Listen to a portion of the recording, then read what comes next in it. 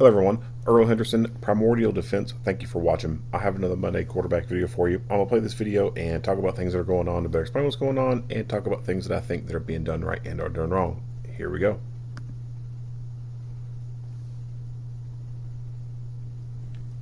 I'm Deputy Chief Terrence Rose of the Dallas Police Department's Criminal Investigations Group.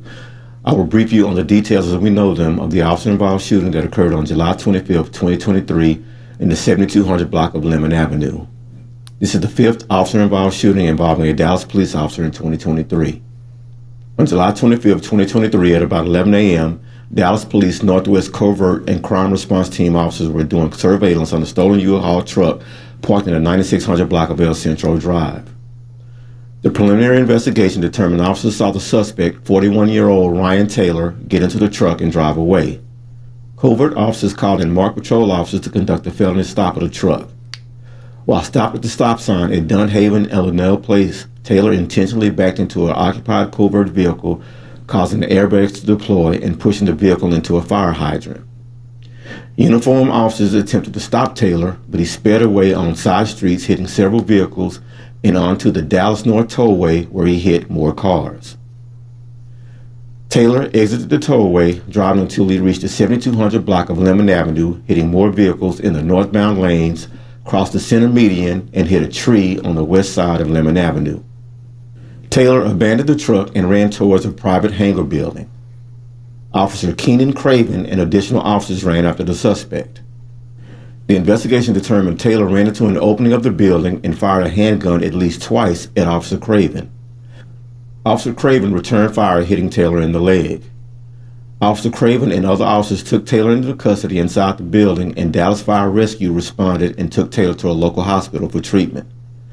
Taylor's handgun was recovered from the scene, which was also reported stolen. No other officers fired their weapons during this incident, and no officers were injured. There were no serious injuries to those involved in crashes with Taylor during the incident. Taylor will be charged with aggravated assault with a deadly weapon, aggravated assault public service along with unauthorized use of a motor vehicle, and evading arrest in a vehicle. The investigation is ongoing and is being investigated by the Dallas Police Special Investigations Unit. The Dallas County District Attorney's Office were notified and responded to the scene and will conduct their own investigation. The Office of Community Police Oversight was notified and responded to the scene. In an effort to be transparent, the Dallas Police Department is releasing body-worn camera footage of the incident.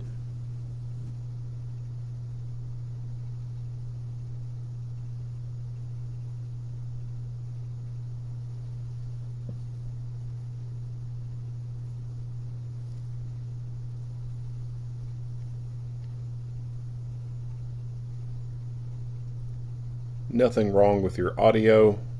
This is an Axon camera. The event button has not been activated yet. Well, now it's Dunhaven. Got it. Delta 581, they just turned on finesse. It's gonna be a hack assault.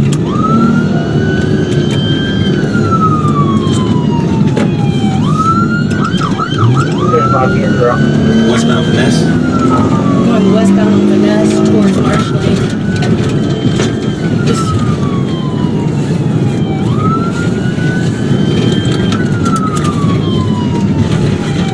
Northbound on post? Just turned northbound on post.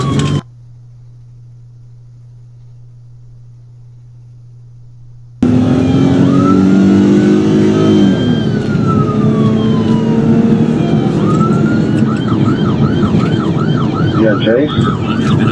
10-4, he rammed a cover vehicle. Fuck!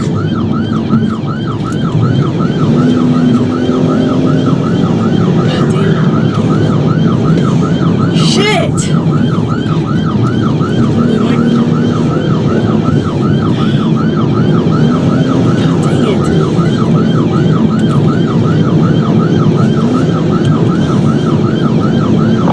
Delta 581, we're about to be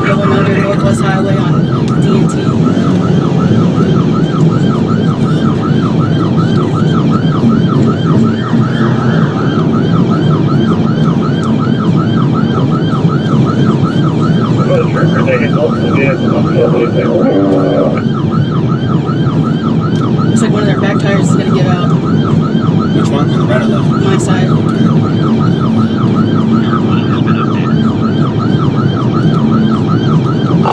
We're still southbound on Dallas North Tollway. Fuck, dude.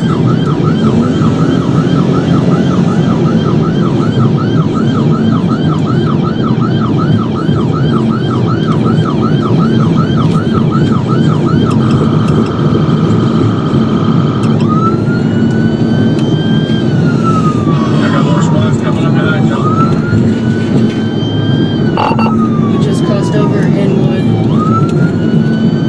I think it's Inwood or Lovers. I have no idea.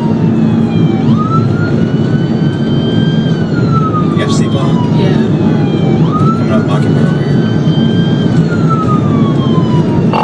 We're coming up to the Mockingbird exit. What the fuck is he doing? He said so many.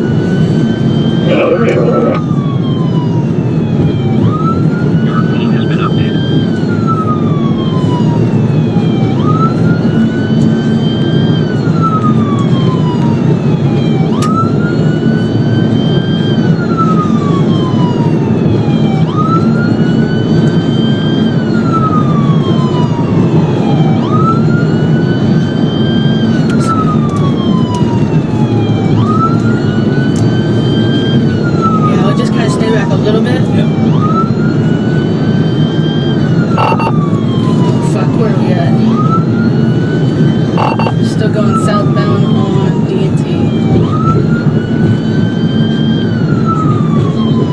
If somebody can get me that plate so I can put the registration info on there. I don't have. We need to notify the tollway of what kind of vehicle, etc. 26 for long U-Haul. Okay, thank you. And to call is holding. That's crazy, dude. He's with It's us. been okay to take fill out the access thing. Adam John 08660.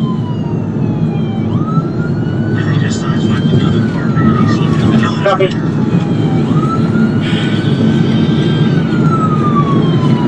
What is this exit? Fuck.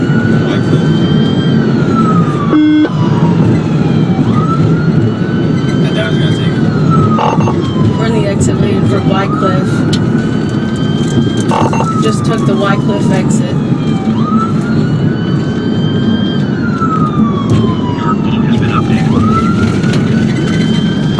Gonna be going westbound at 2500 Wycliffe. Coming up to me. Please don't fuck up, sir. Don't fuck up. Don't be stupid. Fuck. Oh my god!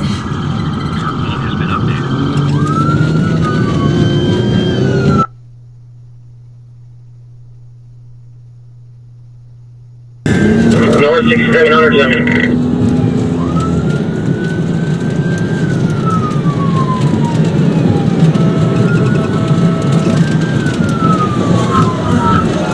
Wrecked out, just wrecked out. Hit one vehicle. Let's get somebody check him out. 6700 Lemon is the last address I got.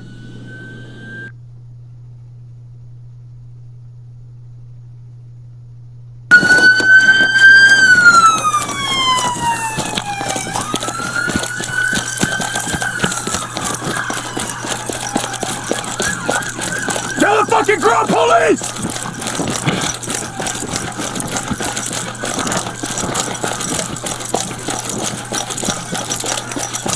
Police, stop!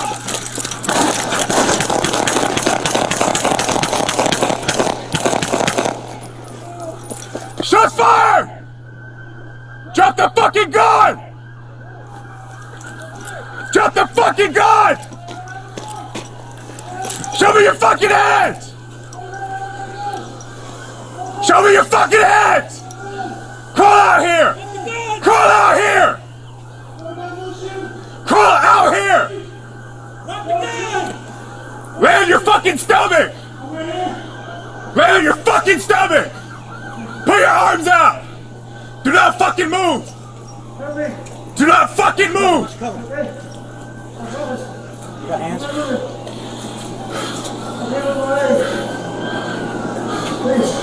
Show me your hands!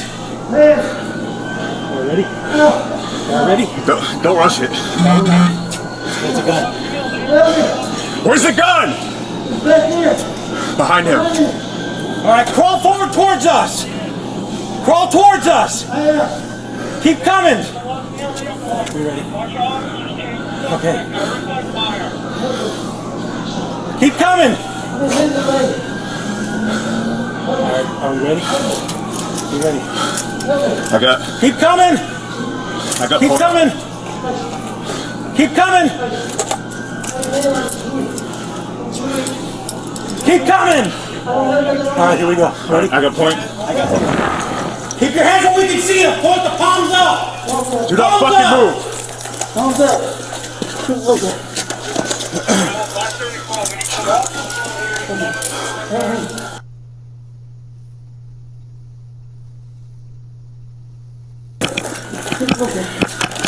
Bravo 534, we need some officers out here to cover the perimeter. And all of the doors of this hangar. Got him doing. Hey, watch out. Let me put a tourniquet. Joseph, let me put a tourniquet on him.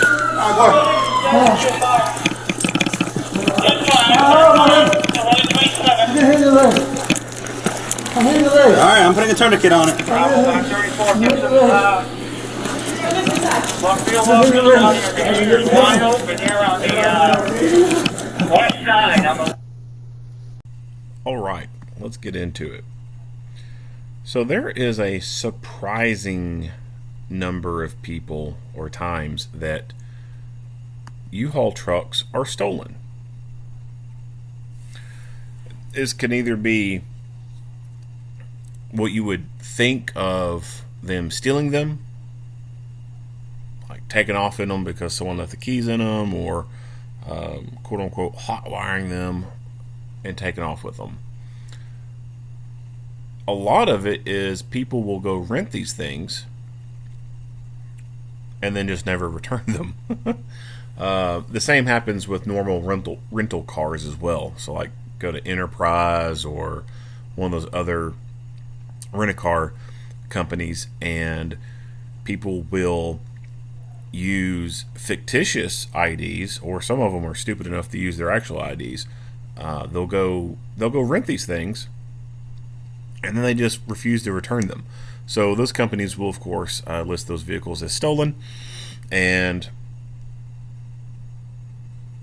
that's actually how a lot of U-Haul trucks and rental cars are stolen. People will just refuse to return them back. Now, what this person did, I don't know if he did that. I don't know if he went and rented this thing and then refused to return it, or if he actually forcibly stole it. But either way, he is driving this stolen vehicle, and he's in possession of a stolen gun. He may not have stolen them himself,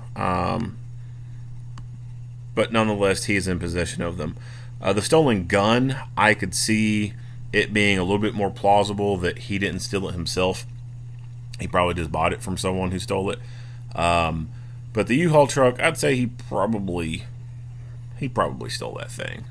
If I had to guess, he probably went to go rent the thing and then just refused to return it back. No information on how their undercovers, came to figure it out. It could be this guy was dumb enough to go rent this thing with his actual real ID, and then they figured out who he was after that. Or it could be that he could have used a fake ID, but of course he has to use his picture in it, and it could be something where people recognized him, like, hey, yeah, I dealt with this guy 2 months ago, or oh yeah, I arrested that guy 5 months ago, whatever, and then they figured out who he was from there.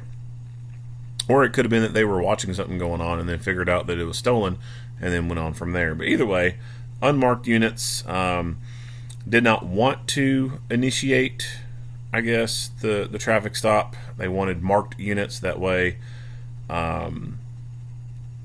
for litigation purposes, they could say, hey, there was a marked unit, there was no mistaking that it's the police. Whereas they're in those unmarked vehicles, someone could say, well, my client didn't know it was actually the police. It could have been someone impersonating. Anybody can go buy a blue light and put it in their car.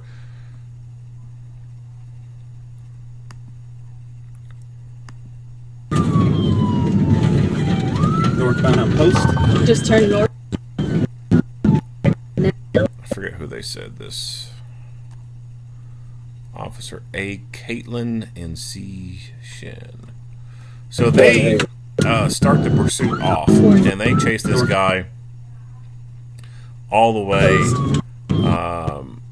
to the North Tollway, and that's 3 minutes after this pursuit started, and however long it lasted through this neighborhood, I don't know.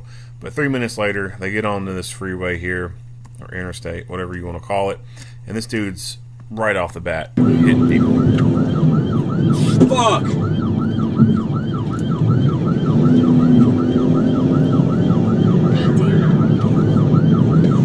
Shit! This is no oopsies. This is 110% purposeful. He is intentionally hitting these people. Why is he intentionally hitting them? There's a possibility that he's trying to cause wrecks to force them to have to stop to help these people out. That's a possibility. I don't think it's a very strong possibility. Second possibility is he's trying to cause them to wreck, swerve out of control, and cause the police to wreck into them. Not very likely. The third most likely option is he is trying to get them to terminate pursuit. A lot of people understand that there are pursuit policies at a lot of places. Some people think pursuit policies are everywhere. That's not the case. There are some places that do not have pursuit policies, or if they do have pursuit policies, they're very relaxed. But some people incorrectly believe that pursuit policies are everywhere, and if it's dangerous, the police have to stop to protect the public. And it could be that where this guy's from, the police he deals with, they may have very restrictive pursuit policies, and he may be accustomed to that, and he may be trying to do things that he thinks is going to cause these officers to terminate a pursuit in the name of protecting the public. What he doesn't know is facts, and by doing what he's doing, he is now creating a situation where the police cannot stop pursuing him, because he is now a huge danger to everyone. He is ramming people. He is taking I don't know how much a U-Haul truck weighs, but he is taking a several thousand-pound vehicle and is turning it into a deadly ram, a deadly battering ram, and he is ramming vehicles. He could very easily kill people with what he's doing. This is, in my opinion, attempted murder.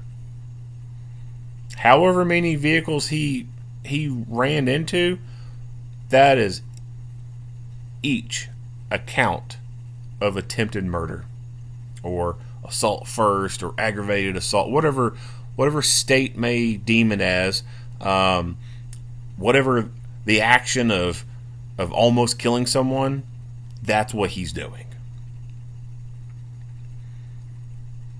So in this instance, yes, the police are definitely going to continue to pursue him. They're not going to call it off.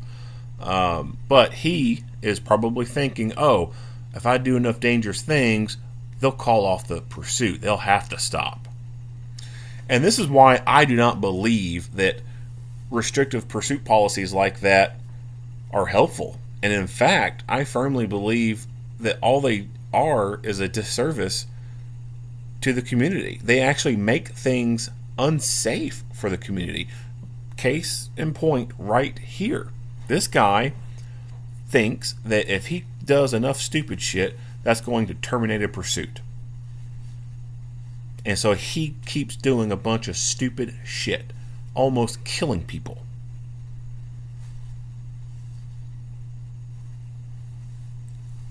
Restrictive pursuit policies embolden the criminals, and it protects the criminals more than it does the citizens. I think restrictive pursuit policies should be abolished, should not exist. All they do is protect the criminals. That's it. And it increases crime.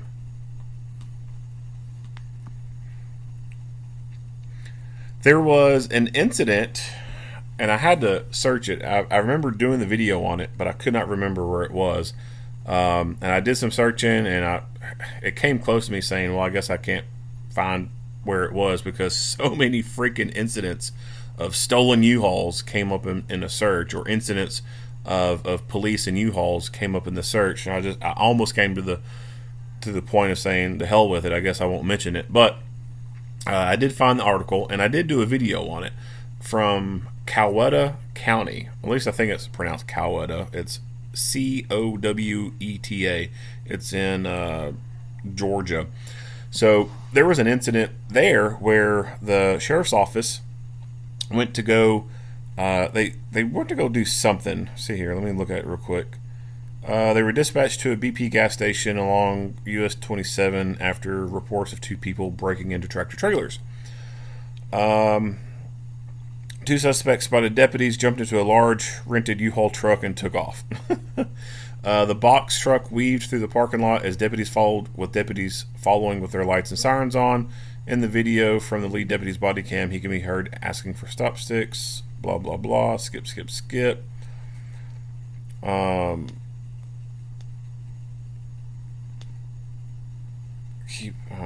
skipping a bunch of useless stuff. Body cam from Coweta County deputy shows the driver of the U-Haul truck slam head-on into a car in front of the Pilot Travel Center. Gets on the US 29, headed towards Grantville, getting on Interstate 85 North. He drives in the wrong lane without his lights on, and then swerving across 3 lanes of traffic, narrowly missing tractor trailers and tanker trucks. They attempted to box him in. They couldn't pit him because he's so big. At one point, they were talking about trying to get permission from CO to shoot the tires out, if that's an option. And then he swerved some more, and then he aimed at cars parked along the interstate. There were people who were pulling over, and he's trying to hit them with his U-Haul truck. And then the deputy says, "Be advised, we're at deadly force in this situation, guys. If we get the chance, I'm not going to let him hurt somebody else." And then that deputy pulls up alongside that U-Haul driver's side area and then starts shooting his gun from within his patrol car out his passenger side window into the driver's side door of the U-Haul truck. He did it again, and then the U-Haul went off the side of the road and hit the concrete wall, and then finally came to a stop. So that incident right there,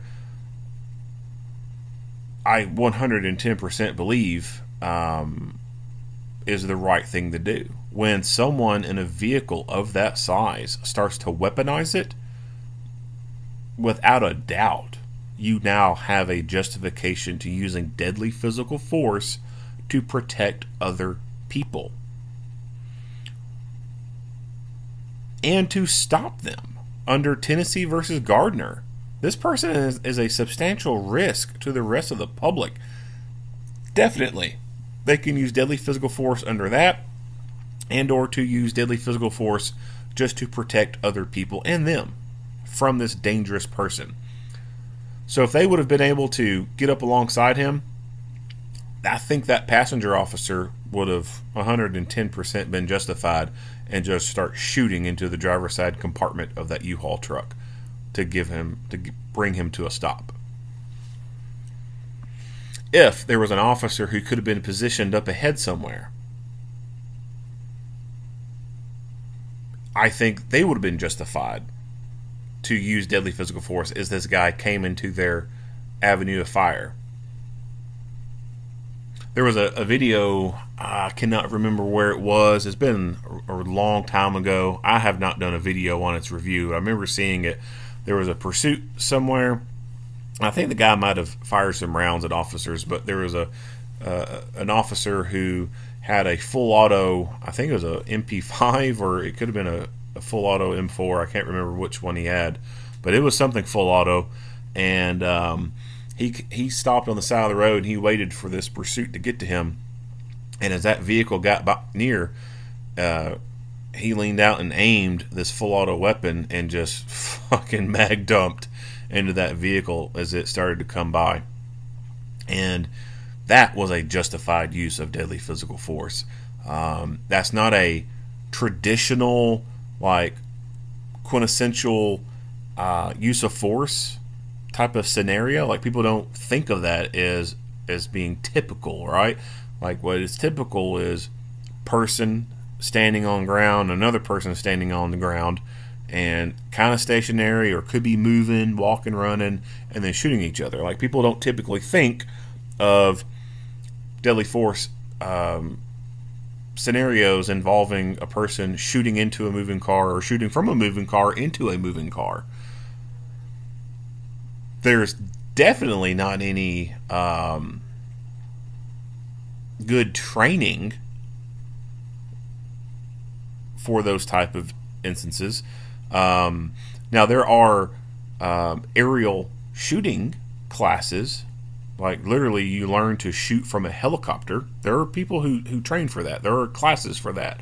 But to my knowledge, I can't think of any place that trains or teaches to shoot from moving vehicles, or to shoot at a vehicle that is moving. Because it is definitely extremely difficult, if not impossible, to replicate that kind of a training environment. I mean, try to imagine setting up a training scenario where you have a vehicle traveling 50 miles an hour towards you and you're having to shoot at it. Like, who the hell is going to be in this car as you're shooting at it, right? So it would have to be something that is remote controlled, or is on some kind of track or something like that.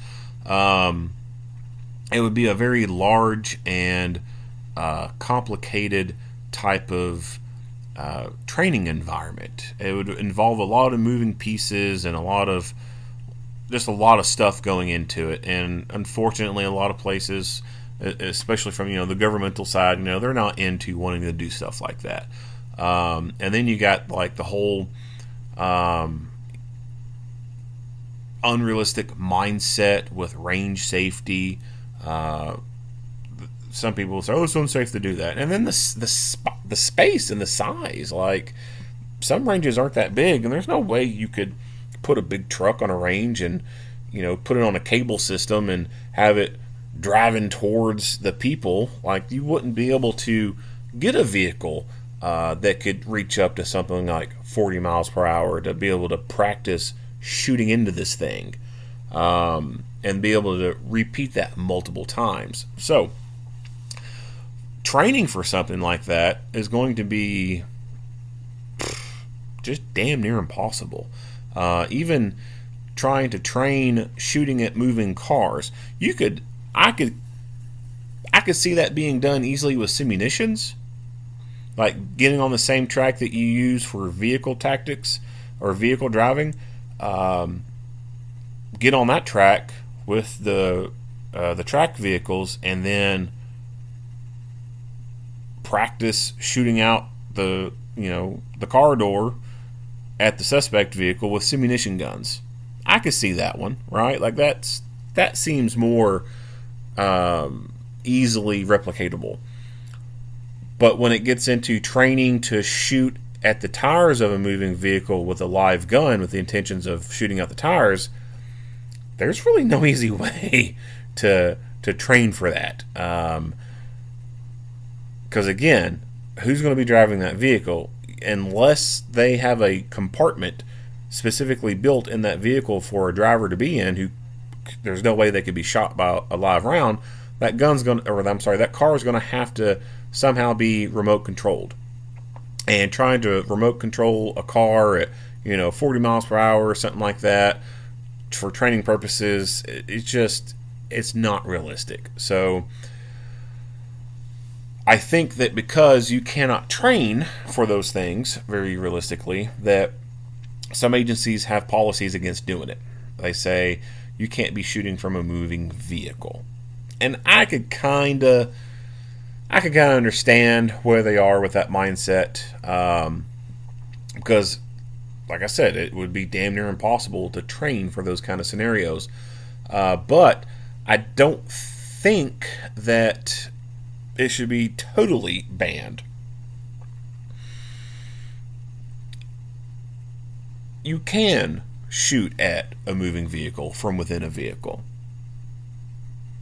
As a driver of the vehicle, it may be a little bit more difficult for you to drive the vehicle and shoot at the same time, but you can certainly do it.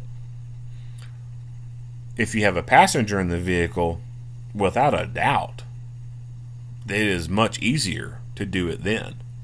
And that should be something that should be allowed for, in my opinion. So if some place wants to say, hey, we don't want the driver of the police car to also be shooting at a car because it's unsafe, okay, I could kind of, like, a little bit of a fraction agree with you. But if there's a passenger in that vehicle, well, there's no reason why you should stop that person. All right, moving on. So at some point they skip the video and they say, like, here it is. Oh. So they skip it to actually another officer. So somehow these two officers fell behind. I don't know why. I don't know what happened, but somehow they fell behind, and then this other person takes the lead. So I'm assuming that they're kind of behind them a little bit, and somehow this person got in the lead of it. If they would have shown the video, we would have seen how.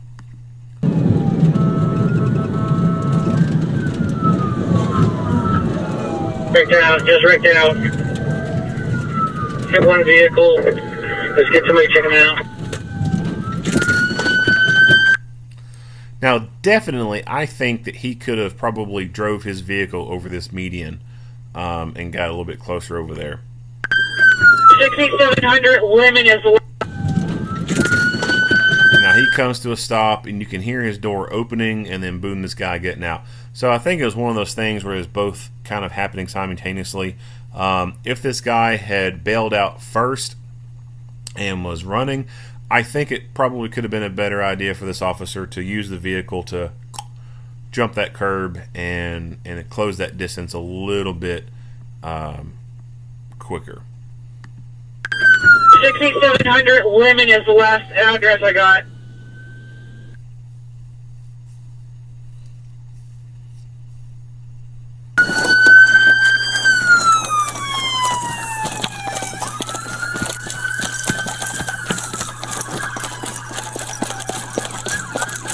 To the fucking ground, police!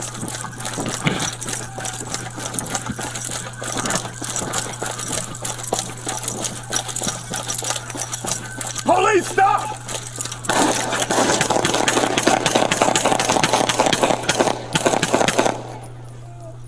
Shot fire! Now, who's he talking to? I have no idea. It does not appear as though his hands leave the gun at all to hit a button on the radio or anything. So he fires and then he yells, "Shots fired." Well, who the hell are you talking to there, bud?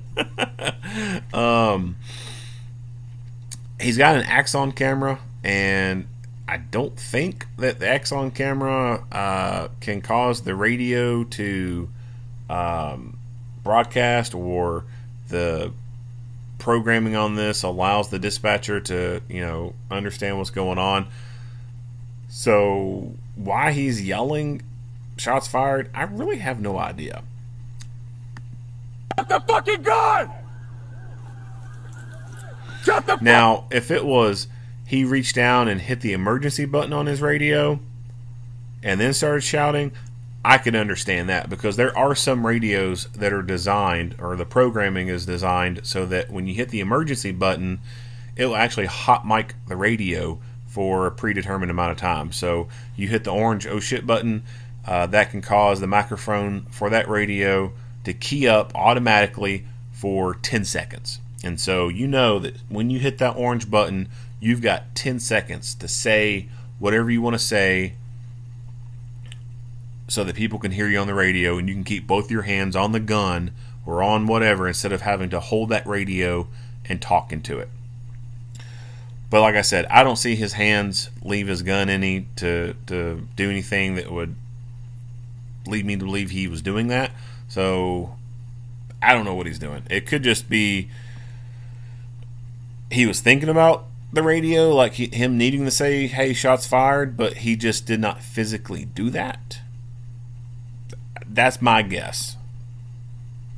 Sometimes the brain will act in funny ways under fight or flight. Fucking gun! Show me your fucking hands! Show me your Now, from this camera, we're in a very brightly lit exterior, and where the bad guy at, it is appearing to be very dimly lit. And this is where weapon-mounted lights come into play, or can come into play. So I have heard some people say or kind of insinuate that day shift people don't need weapon-mounted lights because they work during the daylight hours. That is incredibly stupid to me. Just because you work during the daytime, it does not mean that you may never find yourself in an environment where there's low light. You could be in a subterranean kind of environment, like a basement with no windows. You could be going into a building with long hallways and multiple rooms that have no windows, and it'd be very low lit, etc. Or in something like this where he's outside in a brightly lit area, the person's on the inside, it's a dimly lit area. And so having a weapon-mounted light with good candela is something that is necessary for even working in daytime hours. Now, once they enter inside, you can tell that it's not that actually that dark in there. It's just the way the camera sees things and its lens focuses on stuff. But there are times where it can appear to the human eye like this, where very bright lit area out here, but you look inside, you can't see very well, but you shine a flashlight in and you can see stuff in there very well. So although this exact environment isn't 100% what I'm talking about, it does give that visual representation of what I'm talking about, and it's why I think that all fighting guns should have weapon-mounted lights. This kind of thing right here that I'm talking about is a photonic barrier, and even the reverse of it could be. So let's imagine that this officer is on the inside, and there's a person at the top of the stairs, and there's a window behind them, or there's a skylight or something. There's bright enough light coming down, and that can play some tricks on your eyes, where you can see the silhouette of the person. You can see that they're there, but you can't see, for example, if their hands are in front of them, what is in their hands, because they're silhouetted. It's all dark and shadowy. So if you have a good bright light, weapon-mounted light, you can illuminate the front of that person and see what is in their hands.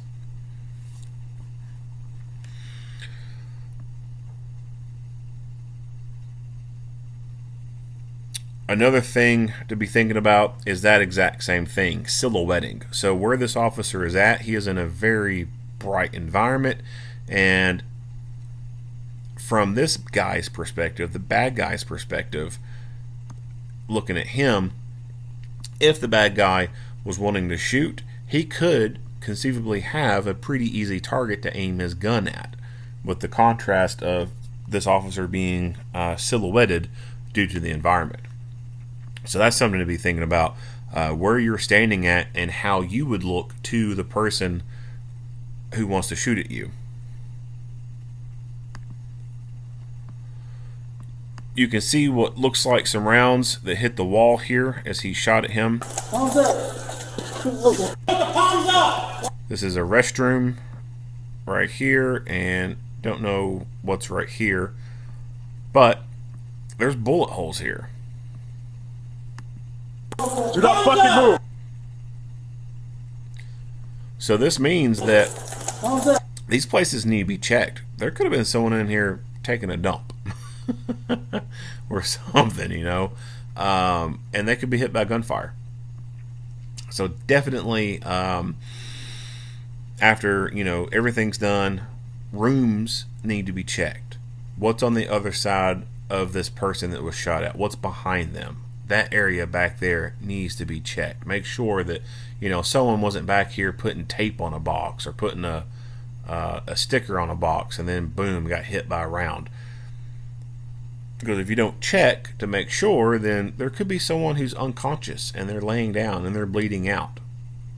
I don't know what's inside these cardboard boxes, but it's possible that a round could have went through this first pallet, the pallet behind it, and then hit a person at the third pallet who was putting some kind of barcode sticker on a box or something, or was doing inventory, and then boom, round went through all those boxes, hit them in the head, and now they could be laying down back there somewhere and no one would know.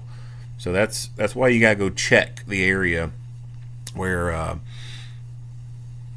the rounds have gone down range at.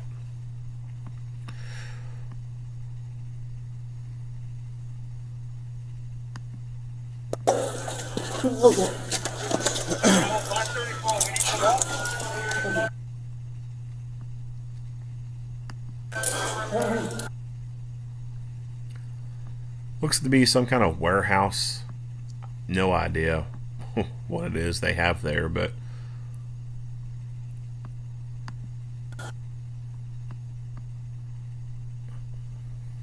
Doors of this hangar.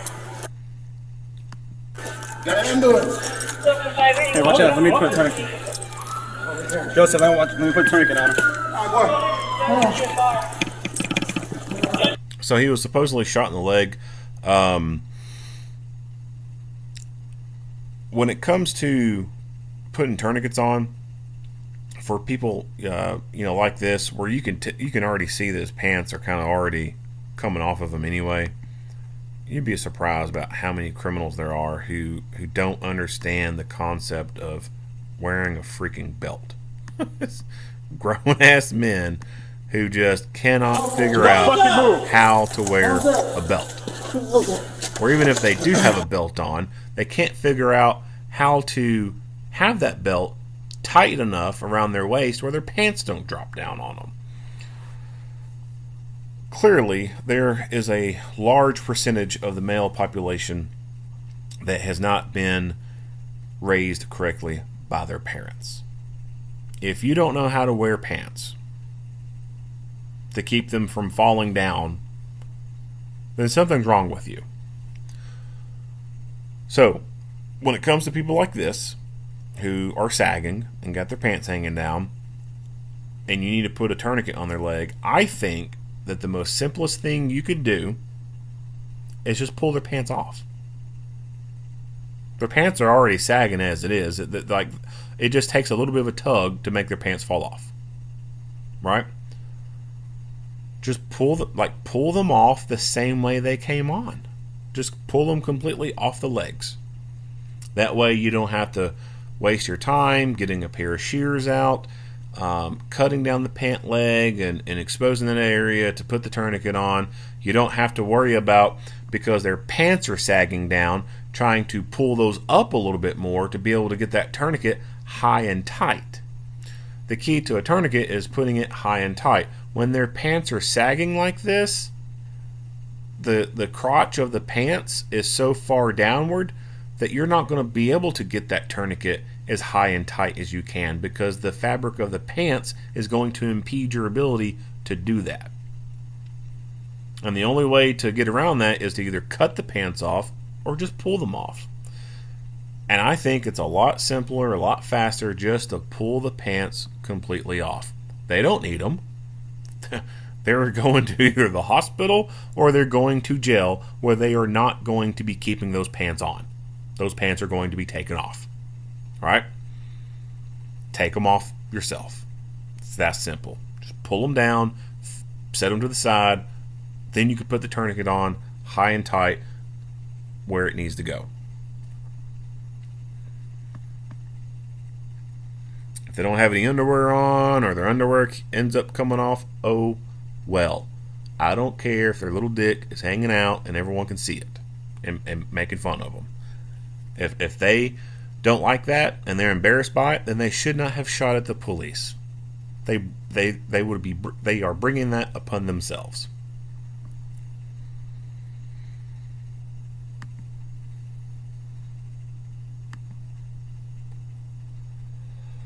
Now, not every injury to an extremity is going to require the use of a tourniquet. Tourniquets are for arterial bleeding. Lots and lots of blood squirting out very quickly.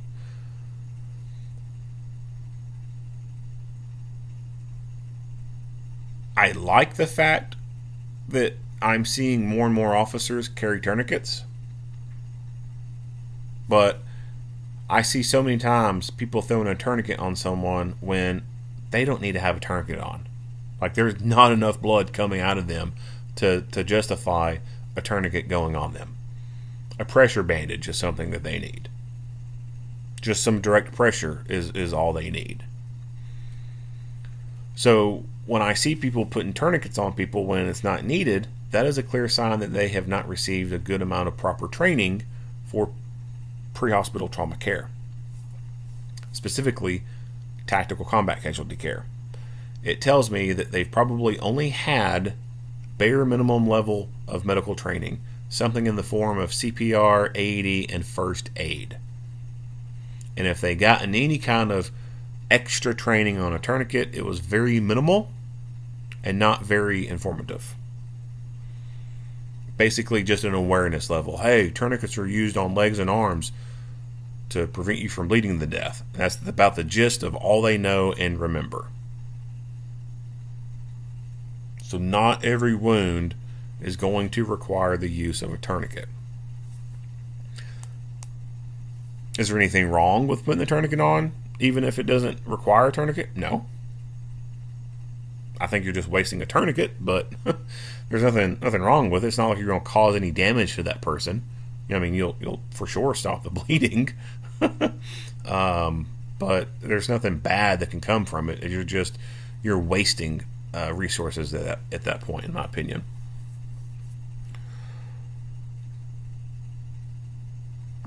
All right, so go back to the very beginning. Stolen gun.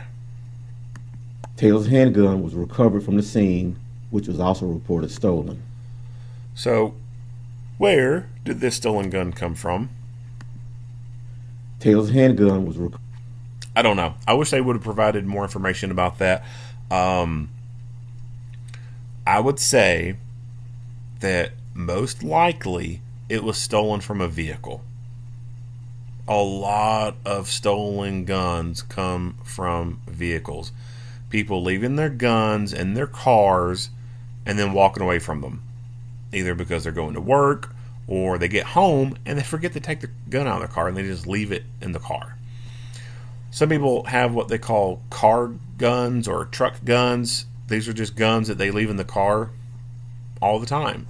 I do not agree with that at all. I am of the belief that if you are going to be away from a gun or not be within arm's reach of a gun, then that gun needs to be made either inoperable or inaccessible to unauthorized people. If you leave your gun in your car and you go to work and you're in your workplace for 8, 10, 12 hours out of the day, that gun that's in your car sitting in the middle console or even the glove box is accessible to anyone. I don't know of any middle consoles that lock unless you get like an aftermarket thing to put in the car. Straight from the factory, I don't know of any middle consoles that lock. A lot of people leave guns in middle consoles. When you do that, you are practically leaving your gun laying on the sidewalk. Anybody can take the damn thing. Same with your glove box, especially if you don't lock it. If you throw your gun in your glove box and you do not lock it, you might as well just be laying the gun on the hood of your car and walking away, because anybody can take the damn thing. Just because it's concealed from view doesn't make it any safer. Anybody can get to it. Car windows are very easy to break. And if you are leaving your gun in your car like that and you forget to lock your car, well, then nobody has to really put any effort into it. Just opening a car door and opening the middle console or opening the glove box is the most amount of effort they have to put into it. They don't have to break a sweat doing that. Same with your home.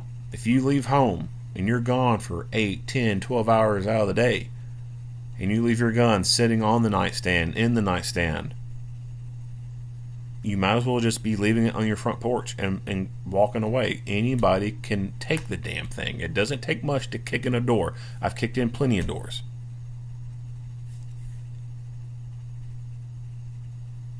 It doesn't take much to open a nightstand, open a sock drawer, open your closet and look at the top shelf, look behind the door,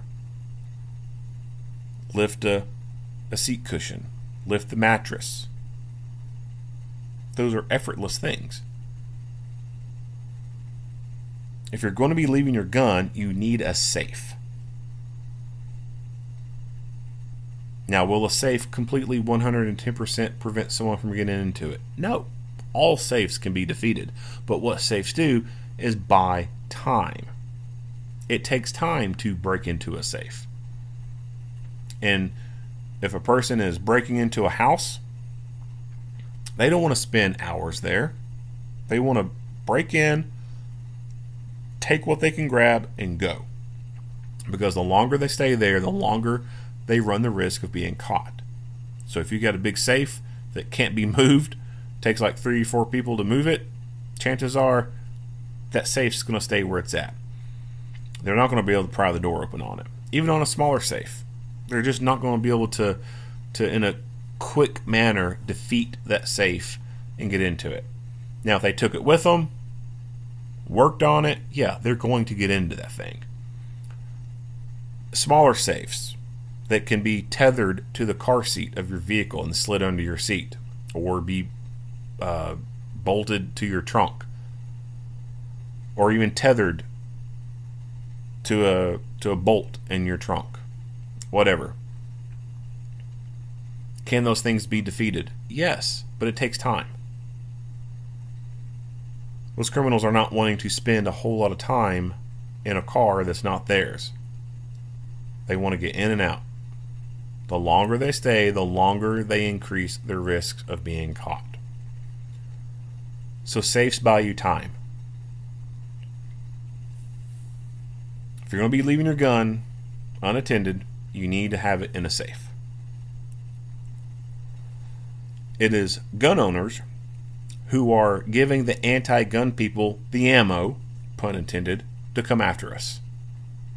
It is lawful gun owners who are going to be responsible for losing their rights because they can't keep their guns out of the hands of bad people because they carelessly leave them laying around where they can be easily stolen.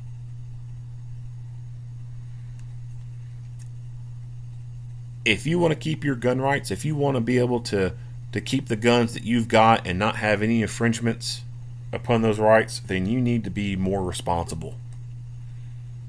You need to stop leaving your gun in your fucking car. Stop leaving it in your fucking center console that doesn't lock. Stop leaving it in your nightstand. Either wear the damn thing or put it in a safe. Either wear the damn thing or put it in a safe. That's your two options. Otherwise, you're just every time you do not do that, you're adding the risk of putting another nail in our coffin. And it's going to happen anyway. I mean, just look at the direction of this country and the way it's going. It's going to happen anyway. But it's a matter of how fast it happens. Do you want it to happen in your lifetime? Then stop leaving your fucking gun in your car. Because I guarantee you, the more this goes on, the more intensity the anti-gun crowd is going to have with coming after our rights. And like I said, we're giving them the ammo. When you look at gun violence statistics, a lot of it is coming from guns that are stolen.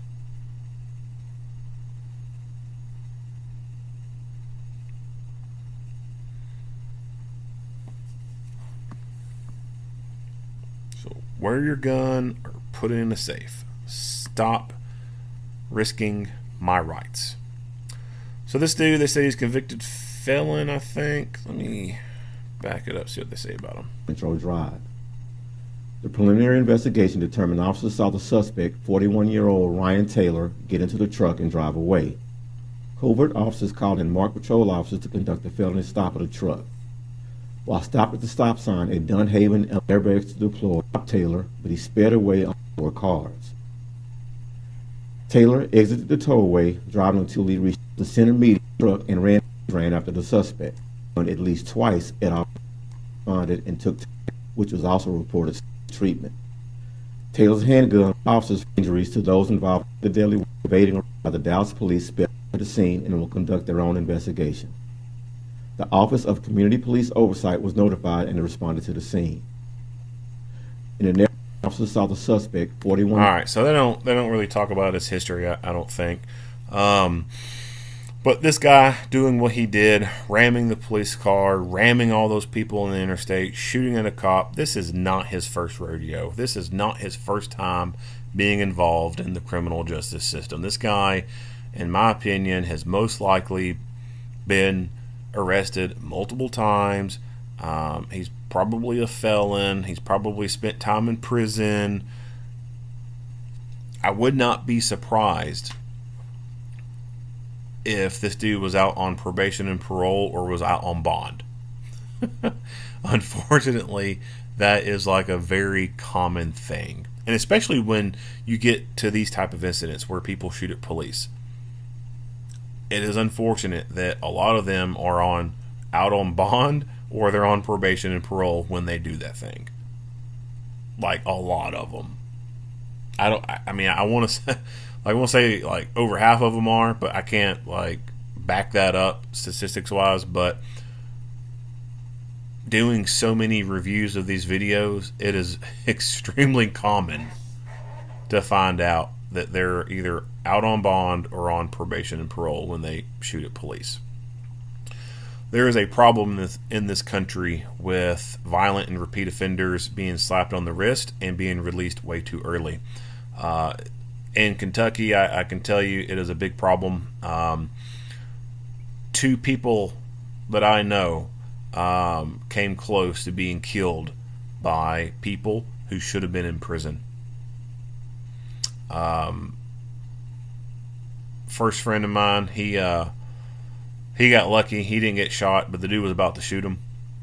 And that guy that almost shot him, he had been in and out of prison like his whole damn life. I really think that he spent more time in prison than he did at home. And that dude was out on, I want to say he was on probation because he had absconded from probation. He had a probation warrant. And a multitude of charges out there. The other guy, he actually shot my friend. He almost died. And that guy should have been in prison. But instead was given a plea deal after being caught for other violent things. Was given a plea deal, could have done like between 20 to 40 years, but instead was given a plea deal, given a final sentence of like 7 years, but only did like, let's see here, 2018, 19, 20, 21, maybe 4 or 5 years or something like that. Maybe he did not do the whole 7 years. I can tell you that. And that is sadly a recurring problem. And it should not be like that. Violent repeat offenders should not be given the option of a plea deal. Like, what is it they bring to the table that they can negotiate to get a plea deal? Like, do these prosecutors like, oh well, you've got all these different felonies. Well, congratulations, you've unlocked this this achievement. You get a plea deal. What's going on there? Like, that should not be happening at all. But unfortunately, it is happening. And we do need justice reform. But we do not need justice reform in the eyes of how these liberals think. We need to be the complete opposite of what these liberals think. And we need to become extremely hard on crime. When these liberals are crying that we need to stop building prisons, no. Hell no. We need to build more, and we need to keep people in them for a longer period of time. This dude, for example, never needs to be walking the streets ever again. He needs to be caged for the rest of his life. He deserves no place at the table with the rest of us. He tried to kill multiple people with the U-Haul truck he was in, and he tried to shoot and kill a police officer. He should never, ever step foot outside of a prison ever again. But he's going to. I can guarantee you that. He is not going away for life. At most, 15-year sentence maybe that he'll get. Maybe. I mean, I don't know Texas law, but this dude's not doing life. I'll put money on that. Like, time of recording is July 30th, 2023. I don't know when this crap will go to trial, but I will put money on it that this dude is not going to be doing life in prison. He's going to get out. And I'd say within 10 years from now, he'll be on the streets. And that should not be happening. Should not be happening. But unfortunately, it does. I could rant about the failures of the criminal justice system, but I think you all get the picture. It is broken, and broken people like this do not deserve to be on the streets with the rest of us. All right, that's it. If you like what you hear and see, go ahead and give me a like and a share. If you have not already, hit the subscribe button and stay tuned for more Monday quarterback videos. Earl Henderson, Primordial Defense. Thank you for watching.